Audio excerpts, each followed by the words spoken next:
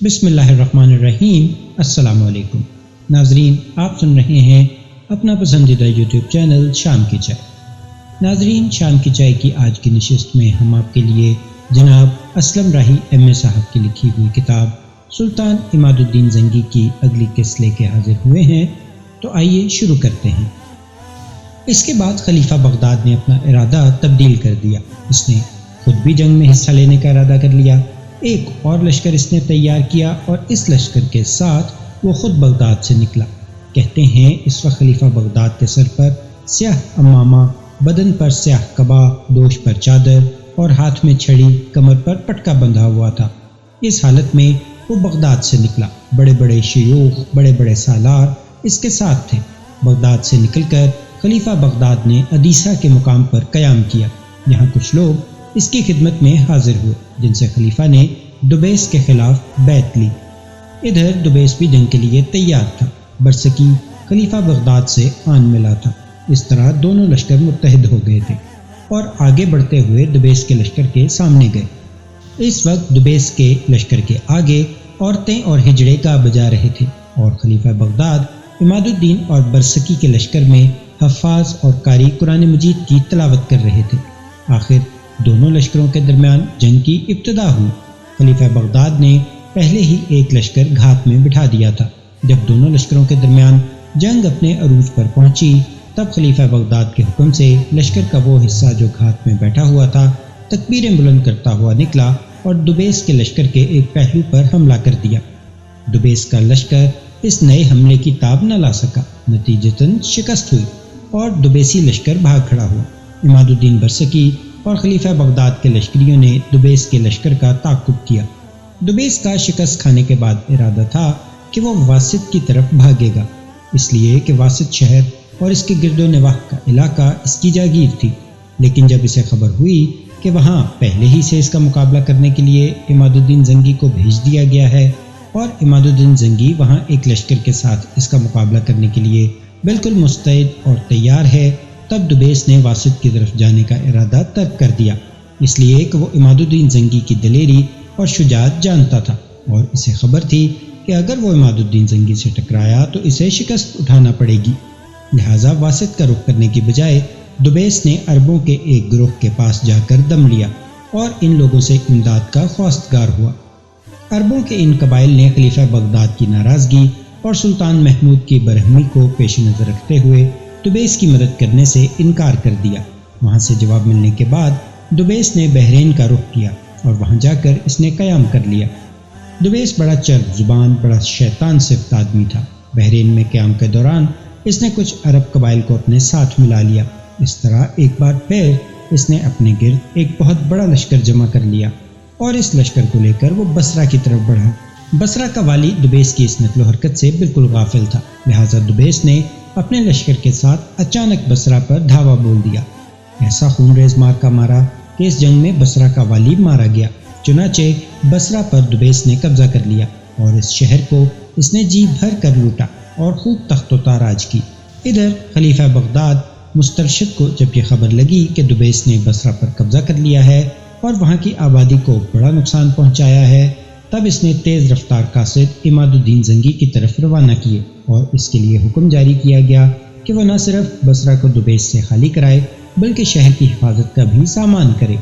یہ حکم ملتے ہی عماد الدین زنگی برق رفتاری سے بصرہ کی طرف بڑھا۔ دبیس نے اپنے ارد گرد جو جنگجو قبائل کو جمع کر لیا تھا، عماد الدین زنگی ان پر حملہ آور ہوا اور اپنے پہلے حملے میں انہیں شکست دے کر منتشر کر دیا اور نہایت مستعدی اور تیزی کے ساتھ بصرہ پر قبضہ کر کے اس کی حفاظت کا سامان کرنے لگا۔ یہ عماد الدین زنگی کی طرف سے ایک بہترین اور انتہائی تیز کارروائی تھی۔ دبیس عماد الدین زنگی کا مقابلہ نہ کرنا چاہتا تھا، اس لیے کہ وہ عماد الدین زنگی کو جانتا تھا کہ اگر اس نے عماد الدین زنگی سے ٹکرانے کی کوشش کی تو عماد الدین زنگی نہ صرف اسے شکست دے گا بلکہ اس کا سر کاٹے بغیر نہیں ہٹے گا۔ لہٰذا جس وقت عماد الدین زنگی اپنے لشکر کے ساتھ بصرہ کی طرف بڑھا تو اس کے ہاتھوں دبیس شکست کھا کر مایوسی کے عالم میں عیسائیوں کے پاس چلا گیا، ان کے ساتھ ساز باز کی اور ان سے مدد کی درخواست کی۔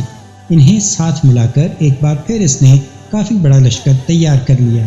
اس لشکر کو لے کر وہ حلب کی طرف بڑھا اس نے عیسائیوں کو یقین دلایا تھا کہ اگر حلب فتح ہوا تو وہ حلب شہر کو ان کے حوالے کر دے گا، لیکن حلب میں اس وقت مسلمانوں کا ایک خاصا بڑا لشکر تھا۔ جب نصرانی حلب پر حملہ آور ہوئے اور شہر کے اندر جو لشکر تھا اس نے جوابی کارروائی کی، تب عیسائی لشکر مایوس ہو گیا اور انہیں اپنی شکست کے آثار صاف دکھائی دینے لگے، لہٰذا وہ دبیس کا ساتھ چھوڑ کر واپس چلے گئے۔ اس مایوسی کے عالم میں دبیس نے پھر بھی اپنی شیطانی حرکتوں کو چھوڑا نہیں اور ساز باز اور سازشیں کرنے سے باز نہیں آیا۔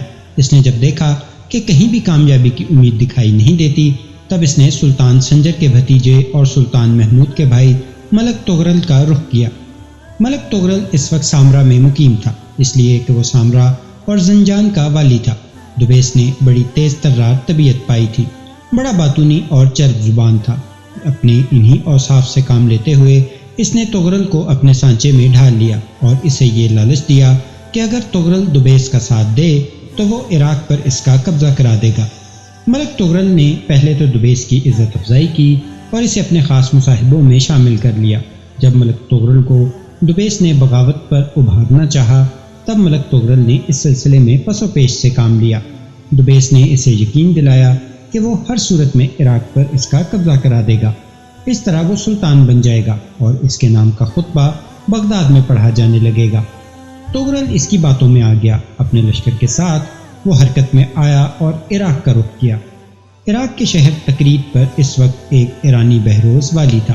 اس نے تغرل اور دبیس کے ان ارادوں سے خلیفہ بغداد کو مطلع کر دیا، لہٰذا خلیفہ نے ان دونوں سرکشوں اور باغیوں سے نمٹنے کے لیے جنگ کی تیاریوں کا حکم دے دیا۔ اپنی تیاریاں مکمل کرنے کے بعد خلیفہ نے بغداد سے نکل کر شماسیہ میں اپنے لشکر کے ساتھ قیام کیا۔ جب تغرل کو خبر ہوئی کہ اس کا مقابلہ کرنے کے لیے خلیفہ بغداد سے نکل کھڑا ہوا ہے، تب اس نے خراسان کی طرف پیش قدمی شروع کر دی۔ اس کے اس اقدام سے ان علاقوں میں افراتفری اور طوائف الملوکی پھیل گئی۔ تغرل کے لشکری ہر جگہ غارت گری کرنے لگے، اس طرح آگے بڑھتے ہوئے کہ دلوکا کے مقام پر تغرل نے اپنے لشکر کے ساتھ پڑاؤ کیا۔ ادھر خلیفہ بغداد بھی اپنے لشکر کے ساتھ اس کی طرف بڑھ رہا تھا اور وہ بھی دلوکا کا رخ کر رہا تھا۔ دبیس اور تغرل کو جب خلیفہ بغداد کی پیش قدمی کی خبر ہوئی تو دلوکا سے نکل کر ہارونیہ کی طرف چلے گئے۔ اس موقع پر تغرل اور دبیس میں یہ طے پایا کہ تغرل خلیفہ بغداد کا مقابلہ کرے، جبکہ لشکر کے ایک حصے کو لے کر دبیس بغداد کا رخ کرے گا اور بغداد پر قبضہ کر لے گا۔ لیکن ان دونوں کی یہ سازش خداوند قدوس نے ناکام بنا دی، اس لیے کہ انہی دنوں زور کی بارش ہوئی۔ اس بارش کی وجہ سے نہ صرف یہ کہ لشکریوں کی نقل و حرکت میں دشواری پیش آنے لگی، بلکہ ملک تغرل جسے دبیس نے اپنے ساتھ ملا کر نئی سازش کھڑی کرنے کی کوشش کی تھی، شدید اور سخت بخار میں مبتلا ہو گیا۔ ادھر دبیس اپنے لشکر کے حصے کے ساتھ بغداد پر قبضہ کرنے کے لیے گرتا پڑتا نہروان کے مقام پر پہنچا۔ یہاں اس کی اور اس کے لشکریوں کی بھوک کے مارے بری حالت ہو گئی تھی، وہ اس لیے کہ لشکر میں کھانے پینے کی کوئی چیز نہ رہی تھی۔ اتفاق سے اسی دن بغداد کی طرف سے چند اونٹ آئے جن پر کپڑوں کے علاوہ مختلف قسم کے کھانے پینے کی اشیاء لدی ہوئی تھی، اور یہ سارا سامان خلیفہ بغداد کے لشکر کی طرف جا رہا تھا۔ دبیس کے لیے یہ اونٹ نعمت ثابت ہوئے، چنانچہ اس نے اپنے لشکر کے ساتھ ان پر حملہ کر دیا اور اونٹوں پر جس قدر بھی سامان تھا لوٹ کر قبضہ کر لیا۔ اسی دوران قدرت کا کرنا ایسا ہوا کہ خلیفہ بغداد کے لشکر میں یہ افواہ پھیل گئی کہ دبیس بغداد پر قبضہ کرنے کے لیے شہر کے قریب پہنچ گیا ہے۔ اس خبر کا پھیلنا تھا کہ خلیفہ بغداد بڑی تیزی اور برق رفتاری سے پلٹا، چونکہ وہ چاہتا تھا کہ بغداد کی ہر صورت میں حفاظت کرے۔ جب نہروان کے مقام پر پہنچا تو ایک عجیب واقعہ پیش آیا۔ دبیس اور اس کے ساتھی کئی دنوں کے بھوکے تھے، اب انہیں پیٹ بھر کے کھانے کو ملا تھا، لہٰذا وہ گہری نیند سوئے ہوئے تھے کہ اسی دوران اپنے لشکر کے ساتھ خلیفہ بغداد نے انہیں جا لیا۔ اس پر وہ چونکے اور خوف زدہ ہوئے۔ بغداد کا رخ کرنے کی بجائے دبیس اپنے ساتھیوں کے ساتھ ملک تغرل کی طرف بھاگ گیا۔ تغرل کے پاس پہنچ کر دبیس نے پھر اس سے صلاح مشورہ کیا۔ دونوں نے یہ طے پایا کہ وہ خلیفہ کا تو مقابلہ نہیں کر سکے، ساتھ ہی انہیں یہ بھی خطرہ محسوس ہوا کہ خلیفہ تو اپنے لشکر کے ساتھ ان کا مقابلہ کرنے کے لیے بغداد سے نکلا ہوا ہے، اور اگر اسی دوران سلطان محمود بھی ان کے خلاف حرکت میں آ گیا تو ان کو اپنی زندگی کے لالے پڑ جائیں گے۔ لہٰذا دونوں نے صلاح مشورہ کرنے کے بعد یہ فیصلہ کیا کہ اپنی جانوں کے علاوہ اپنے لشکریوں کی جانوں کو محفوظ کرنے کے لیے سلطان سنجر کا رخ کیا جائے۔ یہ فیصلہ کرنے کے بعد اپنے لشکر کے ساتھ دونوں بڑی تیزی سے راستے میں مختلف مقامات کو لوٹتے ہوئے خراسان کی طرف بڑھے۔ اس قدر داخلی بحران پیدا ہونے کے باوجود بھی عالم اسلام کی بدقسمتی میں کمی نہ آئی، وہ اس لیے کہ اسی دوران خلیفہ بغداد اور بغداد شہر کے کوتوال کے درمیان غلط فہمیاں پیدا ہوں۔ آہستہ آہستہ یہ غلط فہمیاں دشمنی کی صورت اختیار کر گئیں۔ اب کوتوال کو یہ خطرہ رہنے لگا کہ کہیں خلیفہ اس کا خاتمہ ہی نہ کر دے، لہٰذا وہ بغداد سے بھاگ کر ہمدان میں سلطان محمود کے پاس چلا گیا۔ عالم اسلام کی صورتحال یہ تھی کہ بغداد پر حکومت خلیفہ مسترشد کی تھی، جبکہ ہمدان اور کچھ علاقوں پر سلطان محمود کا بھائی سلطان مسعود اور سلطان طغرل حکومت کر رہے تھے۔ اس طرح مسلمانوں کی عظیم سلطنت چھوٹے چھوٹے حکمرانوں میں بٹ جانے کی وجہ سے کمزور ہو چکی تھی، اور یہ حکمران آپس کی خانہ جنگیوں کو ترک نہ کرنے پر بضد تھے۔ بہرحال کوتوال بھاگ کر جب سلطان محمود کے پاس ہمدان پہنچا تو اس نے خلیفہ بغداد کے خلاف سلطان محمود کے کان بھرے۔ اس نے سلطان محمود سے کہا کہ خلیفہ اپنے لشکر میں دن بدن اضافہ کرتا جا رہا ہے، کیونکہ بغداد میں آپ کے نام کا خطبہ پڑھا جا رہا ہے، اور اگر خلیفہ نے اپنا لشکر مزید بڑھا لیا اور طاقت و قوت پکڑ لی تو پھر آپ پر حملہ آور ہو کر آپ کا خاتمہ کر کے آپ کے علاقوں پر بھی قابض ہو جائے گا۔ سلطان محمود اس کی باتوں میں آ گیا، لہٰذا اپنے لشکر کو لے کر وہ بغداد کی طرف بڑھا۔ جب وہ بغداد کے قریب پہنچا اور بغداد کے خلیفہ کو اس کی آمد کی اطلاع ہوئی تو اس نے اس کے پاس پیغام بھیجا کہ پہلے ہی ڈبیس کی بار بار کی سرکشی اور بغاوت نے ملک کے حالات خراب کر رکھے ہیں، لہٰذا تم بھی ایک نیا تنازع کھڑا کرنے کی بجائے بہتر یہی ہے کہ واپس اپنے علاقوں کی طرف چلے جاؤ۔ ہاں، اگر تمہیں کسی رقم کی ضرورت ہو تو وہ میں تمہیں دینے کے لیے تیار ہوں۔ خلیفہ کے اس پیغام سے سلطان محمود کے شکوک کو مزید تقویت پہنچی اور وہ بغداد کی طرف بڑھا۔ ادھر خلیفہ بغداد نے ناراض ہو کر بغداد کے مغربی ساحل کو اس اعلان کے ساتھ عبور کیا کہ اگر سلطان محمود نے ذرا بھی قدم آگے بڑھایا تو وہ بغداد چھوڑ کر چلا جائے گا، اور پھر جو حالات نمودار ہوں گے اس کی ذمہ داری سلطان محمود پر ہوگی۔ یہ صورتحال دیکھتے ہی سلطان محمود نے خلیفہ سے گزارش کی کہ وہ واپس بغداد آ جائے۔ خلیفہ نے آنے سے انکار کر دیا۔ سلطان محمود غضبناک ہو کر بغداد کی طرف بڑھا۔ خلیفہ بغداد غربی ساحل پر کھڑا رہا اور اپنے خادم کو، نام جس کا عفیف تھا، جو لشکر میں ایک اچھا سالار بھی تھا، اسے ایک لشکر مہیا کیا اور سلطان محمود کا مقابلہ کرنے کے لیے روانہ کیا۔ عفیف ایک بہادر اور جواں مرد آدمی تھا، لیکن وہ مسلمانوں کی اس خانہ جنگی میں حصہ نہیں لینا چاہتا تھا، لیکن چونکہ خلیفہ کا حکم تھا لہٰذا لشکر لے کر سلطان محمود کی طرف بڑھا۔ سلطان محمود کو جب خبر ہوئی کہ خلیفہ بغداد کا سالار عفیف ایک بڑا لشکر لے کر اس پر حملہ آور ہونے کے لیے پیش قدمی کر رہا ہے، تب اس نے تیز رفتار قاصد عماد الدین زنگی کی طرف بھیجوائے اور اس کو اپنی مدد کے لیے بلا لیا۔ سلطان محمود کی بات مانتے ہوئے عماد الدین زنگی کو آنا پڑا، اس لیے کہ اس کا علاقہ ایسی جگہ تھا کہ اگر وہ انکار کرتا تو پھر چاروں طرف سے وہ اپنے دشمنوں میں گھر جاتا۔ چنانچہ وہ لشکر لے کر آیا اور سلطان محمود کے کہنے پر عفیف سے ٹکرایا۔ یہ ایک ہولناک اور خوفناک جنگ تھی، جس کے نتیجے میں عماد الدین زنگی کے ہاتھوں عفیف کو شکست ہوئی اور وہ بھاگ کھڑا ہوا۔ عفیف شکست کھا کر پھر خلیفہ بغداد کے پاس پہنچا، لہٰذا شکست کا سن کر خلیفہ بغداد شہر میں گھس گیا اور شہر کے سارے دروازے اس نے بند کر لیے۔ یہ صورتحال دیکھتے ہوئے بغداد کے لوگوں میں ایک اشتعال پیدا ہو گیا کہ مسلمان کیوں آپس میں لڑ رہے ہیں۔ دوسری طرف خلیفہ بغداد کو بڑا دکھ تھا کہ اس کے سالار عفیف کو عماد الدین زنگی کے ہاتھوں بدترین شکست کا سامنا کرنا پڑ رہا ہے۔ اس نے اس شکست کا انتقام لینے کا ارادہ کر لیا تھا۔ لشکر اس نے تیار کیا، دریا دجلہ پر پل بنانے کا حکم دیا اور اپنے لشکر کے ساتھ پل کو عبور کر کے وہ آگے بڑھا۔ دوسری طرف سلطان محمود کے بلانے پر عماد الدین زنگی اپنا لشکر لے کر آ تو گیا تھا، لیکن وہ نہیں چاہتا تھا کہ مسلمان قوتیں آپس میں ٹکرائیں، لہٰذا اس موقع پر اس نے جنگ کو ٹالنے کے لیے ایک بہترین قدم اٹھایا تھا۔ اس نے اپنے لشکر کے ساتھ دریا اور خشکی کو گھیر لیا۔ اس طرح اس نے خلیفہ بغداد اور سلطان محمود کے درمیان حائل ہوتے ہوئے ایک طرح سے ان کو ٹکرانے سے بچا لیا۔ اس موقع پر اس کی ان حرکات کو دیکھتے ہوئے سلطان محمود اور خلیفہ بغداد کو اپنی ذمہ داری کا احساس ہوا اور کچھ سالاروں نے، جس میں عماد الدین زنگی بھی شامل تھا، بیچ میں پڑھ کر دونوں میں صلح کرا دی۔ اس طرح سلطان محمود اپنے لشکر کے ساتھ پھر ہمدان کی طرف چلا گیا، لیکن خلیفہ بغداد کے دل میں یہ ناراضگی اور غصہ ضرور تھا کہ عماد الدین زنگی سلطان محمود کی مدد کے لیے کیوں آیا۔ دوسری طرف دبیس ایسا لالچی اور حریص شخص تھا، اس نے جب دیکھا کہ سلطان سنجر کے پاس اس کی دال نہیں گل رہی، تو جب سلطان محمود اور خلیفہ بغداد کے درمیان صلح ہو گئی تو وہ بڑی تیزی سے سلطان محمود کی خدمت میں حاضر ہوا اور اس سے گزارش کی کہ وہ خلیفہ بغداد سے اسے معافی دلا دے اور اسے کسی علاقے کی حاکمیت دلا دے۔ سلطان محمود اس پر تیار ہو گیا، دبیس کو لے کر خلیفہ بغداد کی خدمت میں حاضر ہوا اور خلیفہ بغداد سے گزارش کی کہ دبیس کی گزشتہ کوتاہیوں اور غلطیوں کو معاف کر دیا جائے۔ دبیس اس سے پہلے حلہ شہر کا حاکم ہوا کرتا تھا۔ جب دبیس خلیفہ بغداد کی خدمت میں حاضر ہوا تو خلیفہ بغداد نے سلطان محمود سے کہا کہ میں اسے معاف کرنے کے لیے تیار ہوں، لیکن اسے حلہ کی بجائے کسی اور شہر کا حاکم اور والی مقرر کر دیا جائے۔ اس موقع پر دبیس نے پھر عیاری اور مکاری سے کام لیا۔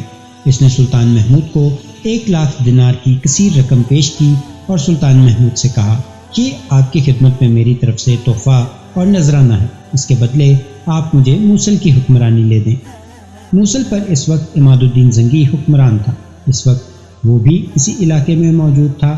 اسے جب ان حالات کی خبر ہوئی تو وہ بھی اس سلسلہ میں سلطان محمود سے ملا۔ اس طرح اس ملاقات سے دبیس کی جو سازش تھی وہ ناکام ہو گئی۔ حالات کی بدقسمتی کہ سلطان محمود واپس مڑا، ہمدان کا رخ کیا، دبیس اس کے ساتھ تھا۔ ہمدان پہنچ کر سلطان محمود بیمار ہوا اور اسی بیماری سے فوت ہو گیا۔ اس کے وفات پانے پر دبیس پھر عیاری اور دھوکہ دہی پر اتر آیا۔ ایک بار پھر سلطان سنجر کے پاس بھاگ گیا اور اسے اکسانے لگا کہ اس کا بھتیجا سلطان محمود چونکہ انتقال کر چکا ہے، لہٰذا اس کے علاقوں پر حکمرانی کرنے کا اسے حق حاصل ہے۔ ادھر سلطان محمود کے بعد ہمدان میں اس کا بیٹا سلطان داؤد تخت نشین ہوا۔ سلطان محمود کے مرنے سے حالات پھر خراب ہو گئے اور اس کے بھائی اس کے علاقوں پر قبضہ کرنے کے لیے ہاتھ پاؤں مارنے لگے۔ ان میں سب سے آگے اس کا بھائی ملک مسعود تھا۔ جب ملک مسعود سلطان محمود کے بیٹے کے علاقوں کی طرف بڑھا تو داؤد نے اپنے چھوٹے بھائی سلجوق کو مسعود کا مقابلہ کرنے کے لیے روانہ کیا۔ ساتھ ہی سلجوق اور داؤد دونوں بھائیوں نے خلیفہ بغداد کو بھی اپنے ساتھ ملا لیا۔ اس موقع پر ملک مسعود نے خیال کیا کہ اب جب کہ خلیفہ بغداد بھی اس کے خلاف ہے، سلجوق اور داؤد دونوں بھائی بھی اس کے خلاف ایک خاصا لشکر تیار کر چکے ہیں، تب اس نے اپنی مدد کے لیے عماد الدین زنگی کو اپنے ساتھ ملا لیا۔ زنگی بیچارہ کرتا کیا نہ کرتا، وہ اس خانہ جنگی میں الجھنے پر مجبور تھا، چونکہ اس کا علاقہ اس جگہ پر تھا جہاں چاروں طرف خانہ جنگی ہو رہی تھی، اور اگر وہ اس میں حصہ نہ لیتا تو اسے موصل کی حکمرانی سے بھی محروم ہو جانا پڑتا۔ بہرحال عماد الدین لشکر لے کر نکلا۔ دریائے دجلہ کے کنارے ہولناک جنگ ہوئی اور اس جنگ میں ملک مسعود کو شکست کا سامنا کرنا پڑا۔ عماد الدین زنگی چونکہ نہ چاہتے ہوئے بھی ملک مسعود کا ساتھ دے رہا تھا، اور جب اس نے دیکھا کہ شکست کے آثار صاف ہو گئے ہیں تب وہ اپنے لشکر کو لے کر موصل کی طرف بھاگا، لیکن خلیفہ بغداد اور ملک سلجوق کے ایک لشکر نے اس کا تعاقب کیا۔ یہی وہ موقع تھا جب عماد الدین زنگی اپنے لشکر کے ساتھ بھاگتا ہوا تکریت شہر کے قریب آیا، جس کا حاکم سلطان صلاح الدین ایوبی کا باپ نجم الدین ایوب تھا۔ یہی وہ موقع تھا جب نجم الدین ایوب نے دریا کو پار کرنے کے لیے سلطان عماد الدین زنگی کو کشتیاں مہیا کی تھی، اور یہی کشتیاں مہیا کرنے کی پاداش میں جب خلیفہ کی طرف سے نجم الدین ایوب کو تکریت کی حاکمیت سے برخاست کر دیا گیا، تب نجم الدین ایوب نے موصل کا رخ کیا۔ سلطان عماد الدین زنگی کی خدمت میں حاضر ہوا، جس نے اس کی قدردانی کی، جس کی وجہ سے خود اس نے اس کے بھائی شیر کو اور بیٹے صلاح الدین نے آنے والے دور میں خوب ترقی کی۔ سلجوقی شہزادوں کی اس خانہ جنگی نے عالم اسلام کی حالت عجیب سی کر دی تھی۔ ہر کوئی دوسرے کے علاقوں پر حملہ آور ہونا اپنا حق خیال کرنے لگا تھا۔ پرانے لوگوں میں صرف سلطان سنجر ایسا تھا جو اب تک زندہ تھا، باقی سب علاقوں پر اس کے بھتیجے حکمرانی کر رہے تھے۔ سلطان سنجر ایک ایسا سنجیدہ انسان تھا، وہ نہیں چاہتا تھا کہ عالم اسلام میں اس طرح کی خانہ جنگی رہے۔ ان حالات کو دیکھتے ہوئے سلطان سنجر اپنے لشکر کے ساتھ خراسان سے نکلا۔ وہ چاہتا تھا کہ حالات پر گرفت کر کے عالم اسلام کی اس خانہ جنگی کو ختم کرے۔ اسی دوران خلیفہ بغداد مسترشد نے ایک اور انتہائی غیر ذمہ داری کا مظاہرہ کیا۔ ایک لڑائی میں چونکہ عماد الدین زنگی نے اس کے لشکر کو شکست دی تھی، لہٰذا اس نے ایک بہت بڑا لشکر تیار کیا اور عماد الدین زنگی سے انتقام لینے کے لیے موصل کا رخ کیا۔ عماد الدین زنگی کے مخبر بھی بڑی تیزی سے کام کر رہے تھے۔ انہوں نے صورتحال سے عماد الدین زنگی کو آگاہ کر دیا اور یہ بھی اطلاع کر دی کہ جس قدر لشکر عماد الدین زنگی کے پاس موجود ہے، اس سے کئی گنا بڑا لشکر خلیفہ بغداد لے کر موصل پر حملہ آور ہونے کے لیے آ رہا ہے۔ ان حالات نے سلطان عماد الدین زنگی کو بڑا پریشان کیا۔ وہ خانہ جنگی سے جتنی جان چھڑانا چاہتا تھا، حالات اسے اتنا ہی اندر گھسیٹ رہے تھے۔ وہ چاہتا تھا کہ یورپ اور مقامی نصرانیوں نے مسلمانوں کے جن علاقوں پر قبضہ کر لیا ہے وہ واپس لے، صلیبیوں کے خلاف حرکت میں آئے، لیکن عالم اسلام کی خانہ جنگی اسے وہ نہیں کرنے دے رہی تھی۔ وہ جو کچھ وہ کرنا چاہتا تھا۔ اب جس وقت خلیفہ بغداد نے غیر ذمہ داری کا مظاہرہ کرتے ہوئے اپنے لشکر کے ساتھ موصل کا رخ کیا، تو اس موقع پر عماد الدین زنگی نے بڑی دانشمندی اور بڑی فراست کا مظاہرہ کیا۔ جس قدر لشکر اس کے پاس تھا، اس نے اس کے دو حصے کر دیے۔ ایک حصہ اس نے اپنے سالار نصیر الدین کی سرکردگی میں دیا اور اسے شہر کے اندر قیام کرنے کا حکم دیا، اور اسے یہ بھی کہا کہ جب خلیفہ بغداد حملہ آور ہو تو وہ شہر کے اندر رہ کر اس کی مدافعت کرے۔ باقی حصے کے ساتھ وہ شہر سے باہر نکل جائے گا اور باہر ہی باہر رہتے ہوئے خلیفہ بغداد پر حملہ آور ہوگا اور کبھی اس پر شب خون مارے گا تاکہ اسے واپس بغداد جانے پر مجبور کر دے۔ اس موقع پر عماد الدین زنگی کی خوش قسمتی کہ سلطان سنجر بھی اپنے لشکر کے ساتھ ادھر آن نکلا۔ اب اپنے حصے کے لشکر کے ساتھ عماد الدین زنگی سلطان سنجر کے پاس چلا گیا اور صورتحال سے اسے آگاہ کیا۔ اتنی دیر تک خلیفہ بغداد نے اپنے لشکر کے ساتھ آگے بڑھ کر موصل شہر کا محاصرہ کر لیا۔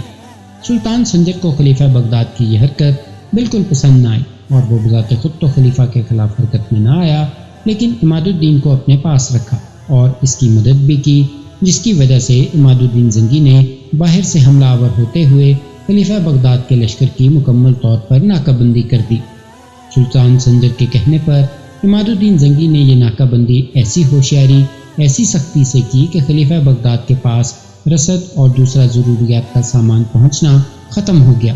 بغداد سے اس کا رابطہ اور اس کا سلسلہ بھی منقطع ہو گیا، جس کی وجہ سے خلیفہ بغداد کے لشکر کو نہ صرف خوراک بلکہ دوسری اشیاء کی کمی کا بھی سامنا کرنا پڑا۔ اس صورتحال نے خلیفہ بغداد کو پریشان کر دیا۔ اس موقع پر عماد الدین زنگی چاہتا تو بار بار خلیفہ بغداد کے لشکر پر شب خون مارتے ہوئے اس کے لشکر کا خاتمہ کر سکتا تھا، لیکن عماد الدین زنگی نے ایسا نہیں کیا۔ وہ ناحق مسلمانوں کا خون نہیں کرنا چاہتا تھا۔ اس کے سامنے صرف ایک ہی مقصد تھا کہ کسی نہ کسی طرح خلیفہ بغداد کو واپس جانے پر مجبور کر دے، اور وہ اس مقصد میں کامیاب بھی رہا۔ جب اس نے چاروں طرف سے خلیفہ بغداد کے لشکر کی ناکہ بندی کر دی، انہیں کہیں سے بھی کوئی چیز حاصل نہ کرنے دی، تب خلیفہ بغداد کے لشکر میں قحط برپا ہو گیا، اور قحط کی اس حالت سے پریشان ہو کر خلیفہ بغداد اپنے لشکر کے ساتھ موصل کا محاصرہ ترک کر کے بغداد کی طرف چلا گیا۔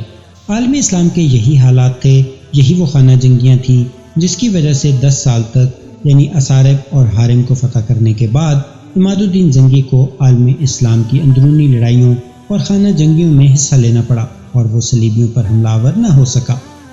اب جب کہ خلیفہ بغداد موصل کا محاصرہ ترک کر کے بغداد کی طرف چلا گیا اور خانہ جنگیوں کا خاتمہ ہوتا دکھائی دیا، تب سلطان سنجر بھی کسی قدر مطمئن ہو گیا اور اپنے لشکر کے ساتھ خراسان چلا گیا، جبکہ عماد الدین زنگی موصل آ کر پھر اپنی جنگی تیاریوں میں مصروف ہو گیا۔ بڑی تیزی سے اپنے لشکر کی تعداد بھی بڑھانے لگا۔ اب اس نے پھر ارادہ کر لیا تھا کہ خانہ جنگیوں سے جان چھوٹنے کے بعد ایک بار پھر وہ پہلے کی طرح صلیبیوں پر ضرب لگائے گا۔ تو ناظرین، یہ تھی آج کی قسط، امید ہے آپ کو پسند آئی ہوگی۔ ملتے ہیں انشاءاللہ اگلی قسط کے ساتھ۔ اپنا بہت سا خیال رکھیے اور اپنے چینل کا بھی۔ اللہ نگہبان۔